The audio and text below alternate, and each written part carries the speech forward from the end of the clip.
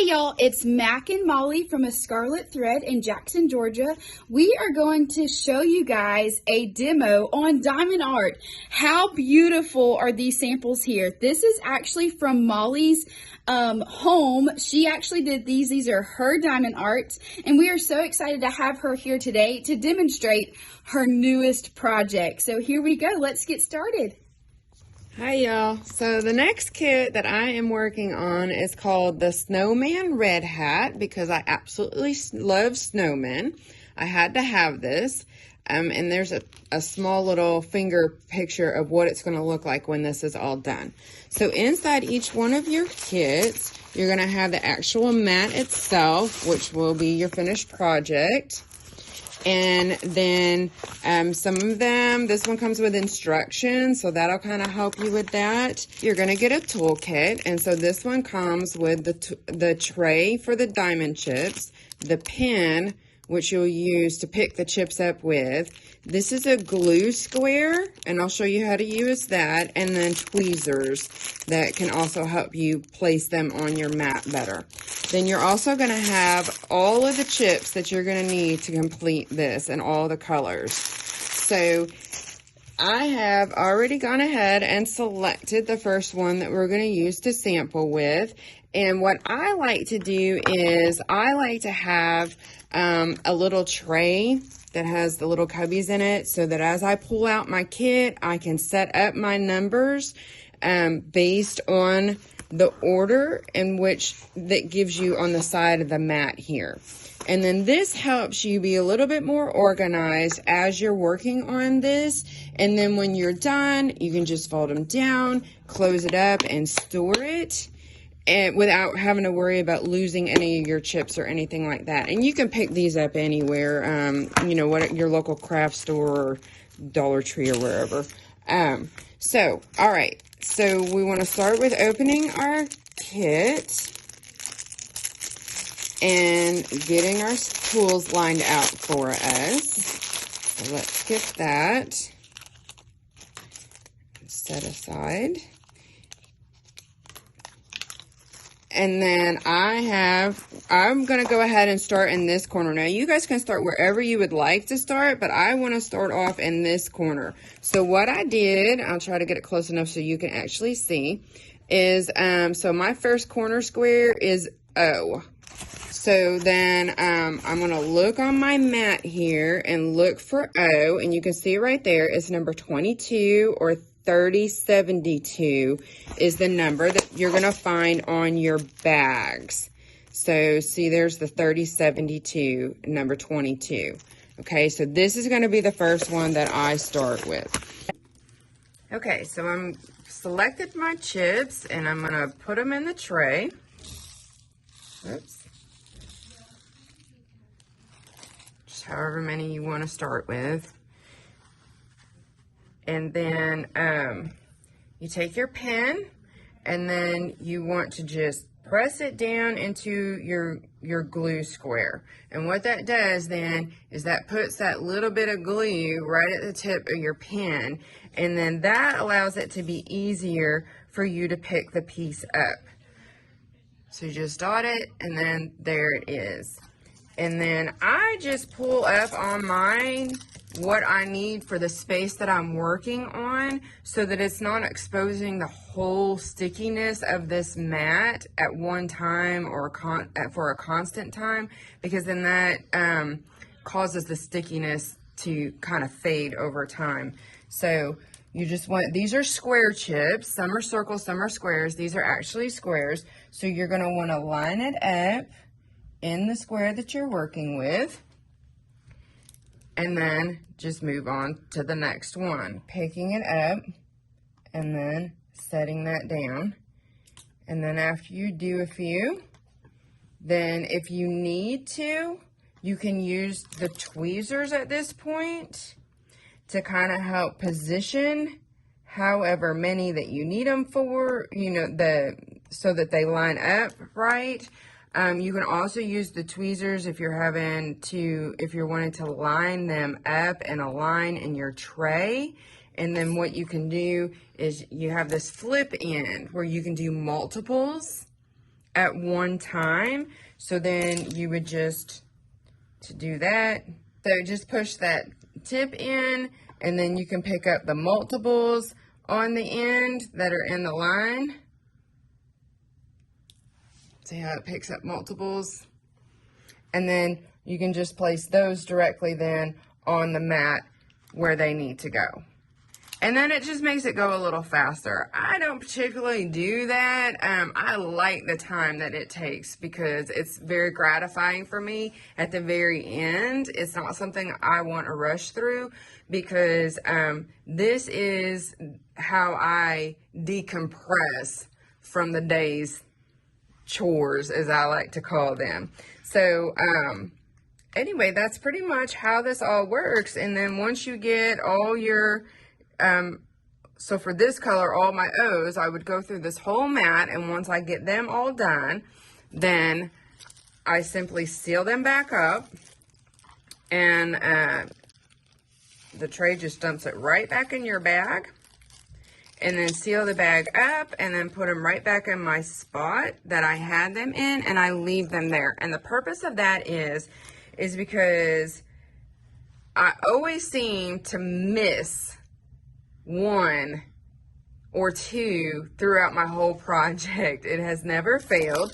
And so what that does is it allows me to easily say, oh, there's an O there that I missed. And so I go back over to my side list here. I look for the O, and then I can go back to my tray where the spot is, and then pull that back out, and then it's easier to find it, and that way I don't have to go digging through a whole mess of things. It's just a better way to be organized. Okay, everyone, so we are at the halfway point, so I want to show you a couple tips and tricks when we get to this phase. So if you work on it periodically the way that I have, one of the things is in between the times that you're not working on it, you want to make sure that you keep your plastic covering over so that your sticky mat stays sticky. And then what I will do is I'll place something heavy on top of it. And the purpose of that is one, it will help flatten it out better for you. And two, it helps with the gems to adhere to the sticky mat. So in this instance, I have a light box underneath it. And the reason I do this is because my eyes will get very fatigued after a while if I don't have the light box. So we have the Caterpillar Glow light box today, and this is a very good light box to use because it's multi-purpose. You can do it for when you're doing your diamond art, but it also has the self-healing cutting mat that you can place on top of it to use with your quilting as well. And then this could also be, because of the weight of it, this could also be something that's very good to place on top of your diamond art to help flatten it, to help keep the plastic on covering on it in between the times that you're working with it. I also use just a little clip to kind of clip it to, and then that way it helps keep it in place. But another reason why the light box is so good is because you have the chance of missing squares when you're doing this. So when you turn the light box on, it will help illuminate anything that might be missing. So for example, right here, I have a missing chip. So now I can take that chip and then fill that spot in, and then it clears that up. So that's another good reason why I enjoy the light box, because then I know that everything has been set in the proper place. Also, at this point, you can kind of go through, and some of them that might be lifting up, this gives you the opportunity to just press down on them and just kind of slide them back into their proper spots. So that is where we are at this point. So we're almost to the finishing project. And we're back here with the finished product of the Snowman Red Hat Diamond Art painting. And so I wanted to show you the next step of what I do. Now that I have it all finished, I have the roller that I will now press on to just make sure that all of my pieces are securely in place, and then any that are popping up, this will help press it down in there so that it'll adhere properly. And I don't know if you can hear it, but you can kind of hear it clicking as some of them are going back into place. So I've already done the first half of this mat, so I'm just going to do this last half, and then I'll kind of just tap it on the edge sides to make sure that they're all lined up nice and neat. Because the next step that I'm going to do, and this is what I prefer to do, and everybody has their own difference of what they like to do, but I prefer to frame mine. So what I'm going to do next is I'm going to take a piece of felt. I'm going to measure my whole mat here, okay, to get the right measurement, and then I'm going to cut my felt for that proper measurement. Okay, so I've already pre-cut my felt for you guys. So basically my felt then covers my whole project. And the reason for this is because what I do next is I then cut this border out. So then when I frame it, my felt then is my backing. And then all you're going to see is just the product itself. Okay, so I have now finished cutting my border sides off. So we're going to set that aside. And I used my multi-purpose scissors for this. You do not want to use fabric scissors for this. And the reason is because these stick on with a sticky glue kind of thing. So you don't want to get that on your fabric scissors. So now what I do is I just center it onto my felt. Like that. And then I've already selected a frame of my choice. Okay, so as I had mentioned, I prefer to frame mine finished product. There are different ways that you can take care of your finished product. Some people like to wrap it on canvas. Others will just get it to where they can hang it up on like a hanging rod.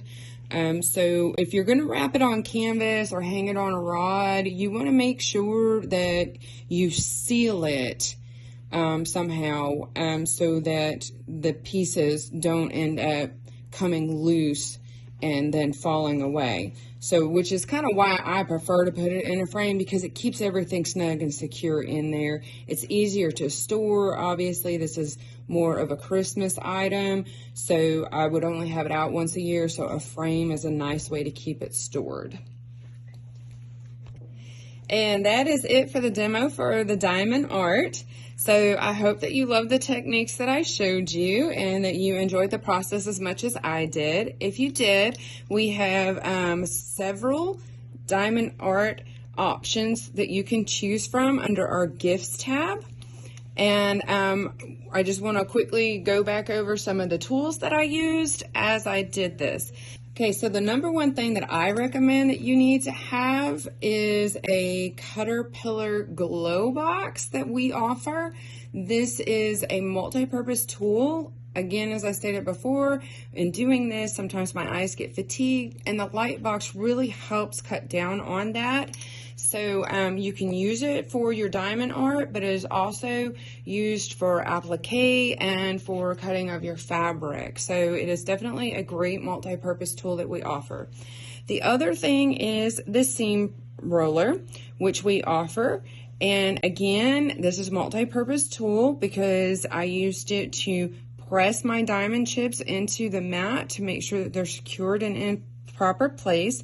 But you can also use this, a lot of you may already have this, to open up your seams. So it's a great little multi-purpose tool to use as well. Thank you so much for watching, and we hope that you enjoyed the demo of the diamond art and hope that you have fun with your projects. Send them in when you get them done. We'd love to see them. Bye.